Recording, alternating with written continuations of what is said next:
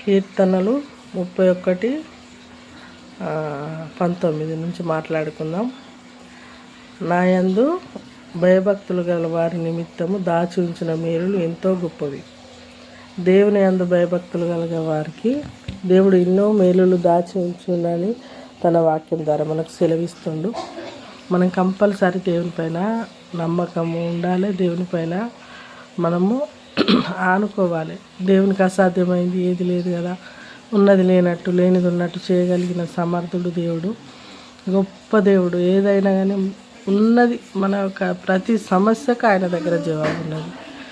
ప్రతి సమస్యకు, ప్రతి ఇరుకుకు, ప్రతి ఇబ్బందికి, ప్రతి లేమికి ఆయన దగ్గర జవాబు ఉంది. మన దేవుని దగ్గర ప్రతి దానికి జవాబు ఉన్నది. కాకపోతే మనం అడగడమే మన పని, ఇవ్వడం ఆయన పని. ఏదైనా మీకు పనులు అవుతలేవని బాధపడకండి, ఖచ్చితంగా అవుతాయి. కాకపోతే కొంచెం టైం తీసుకుంటాడేమో దేవుడు, మీకు ఏమన్నా పరీక్ష చూచిండేమో అది జ్ఞాపకం చేసుకోండి. ఈ వాక్యాన్ని దేవుడు దీవించిన ఆమేన్.